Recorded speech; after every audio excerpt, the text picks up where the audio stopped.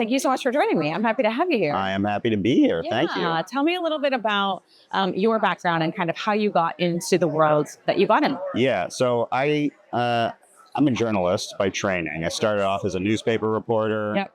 Eventually made it into documentaries, and I did a documentary about the credit card industry for New York Times and Frontline Cool. 15 years ago, and that kind of turned me into a personal finance journalist by accident. Oh my God. And I ended up kind of moving from personal finance journalism into fintech. I worked for a company called Credit.com that was like the first free credit score tool, which credit scores have become ubiquitous. But back then, nobody really understood credit scores, what they were used for. So they wanted to create essentially a media organization that could be leveraged to help educate the consumers, not necessarily just about what Credit.com does, but about credit in general and personal finance. And so we built that and started syndicating content to all the places that traditional media does, like MSN and Yahoo and AOL. And early on, it was all about kind of the referral traffic that those big platforms could send you. But we learned over time that just by syndicating content to places like that, it could establish the brand as an authority in a specific area, in our case, personal finance and credit. And it was really good for organic traffic. And I mean, actually organic in the sense of just notoriety and awareness, but also organic traffic and SEO and things like that. Do you still do reporting? Oh, yeah. Actually, I mean, we do a lot of reporting at MediaFeed. So we have a big team of journalists there. Okay. But also, I've recently gotten back into local news after like a 20-something year hiatus. That's awesome. Started a podcast in my town, Montclair, New Jersey, called the Montclair Pod. That's great. Shout out to Montclair. So it's cool. It's great. Yeah. I love it. It's in my bones. Yeah. So you still write?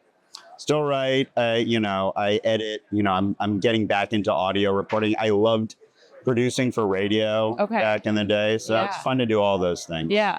How do you come up with stories? How do you come up with the Well, sometimes it's just fortuitous. Sometimes stories find you. When we're doing local reporting, people reach out to us. It's not hard to find good stories in a small town. Okay. And then when it's more about kind of a larger kind of strategy, whether we're working with a brand or a media company that is trying to tell stories, it's really understanding what the audience intent is and figuring out how to answer those questions in a genuine and authentic way that is not overtly self-promotional or anything like that, which is always an issue, not just in, brand publishing, but also in traditional media. There's a move now for kind of traditional journalists to become the product as well. You see that, given how much really big time. Yeah. I mean, so many of them are going and doing their own Substacks. They're leaving behind big publications. 100%. And that's great, in the sense that you've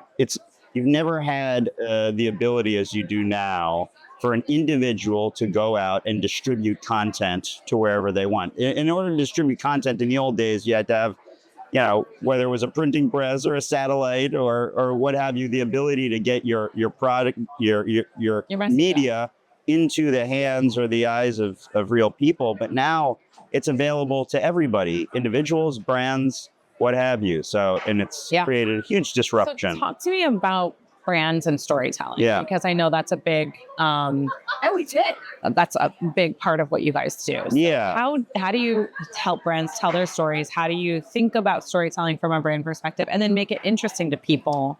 I mean,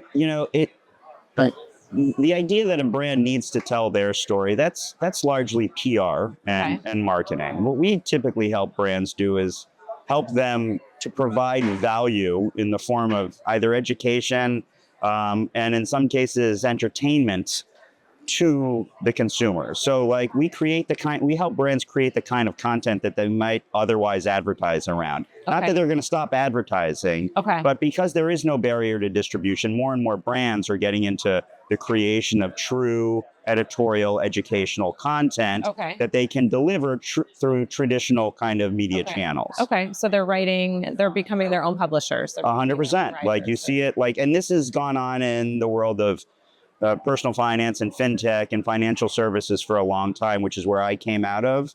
But now you're seeing it more in healthcare. You're seeing it more in lifestyle brands, travel. All of these brands are starting to realize that they can create the kind of content that is really going to resonate, and they don't have to overtly sell in that content. Just the fact that they're providing value is enough. Okay, interesting. Yeah.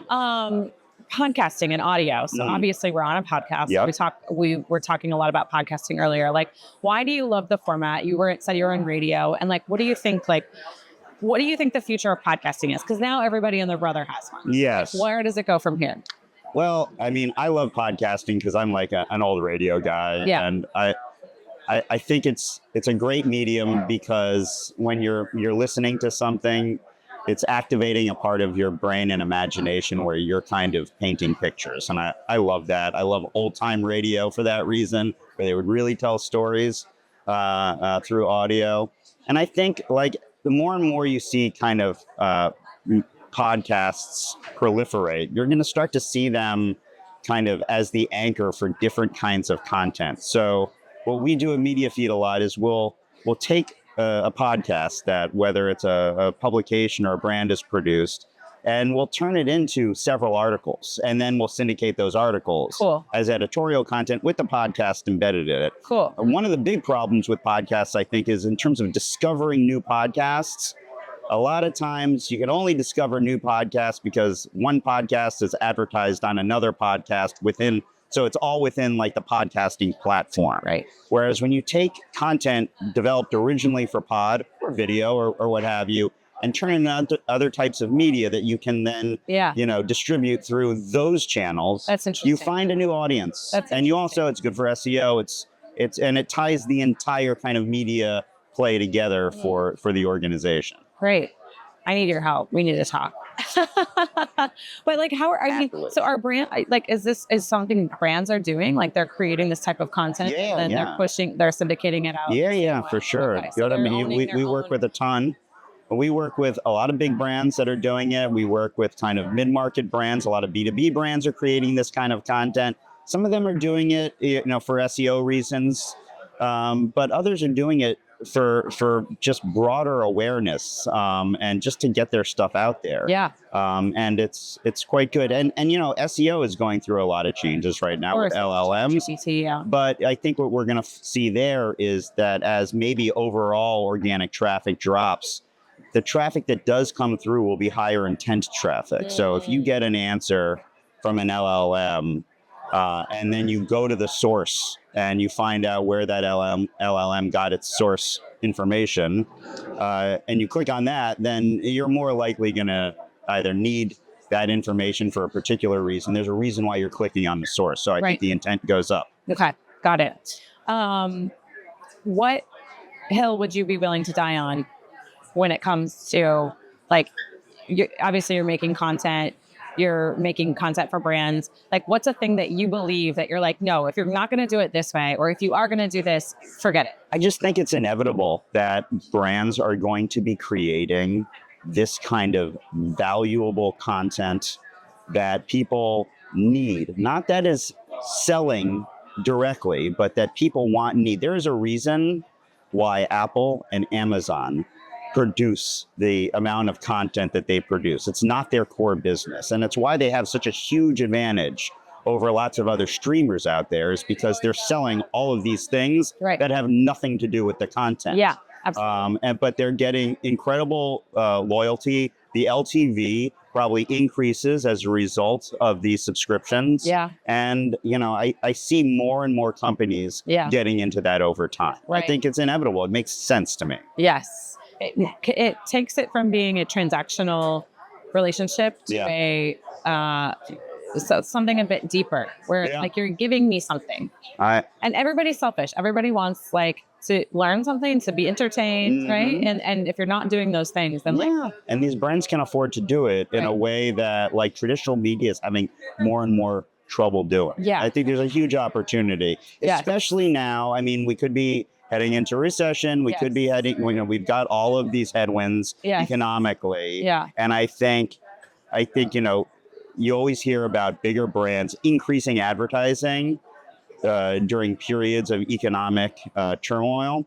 And I see them doing that with content as well, because you're going to see the traditional media brands contracting more during these times, probably. And so there will be an opportunity. And what do you think about like media and the future of media? Like it's obviously it's a challenging business, and it's increasingly growing more challenging. Like I know you don't have a crystal ball, but like if you had a POV. I think you're just going to see more.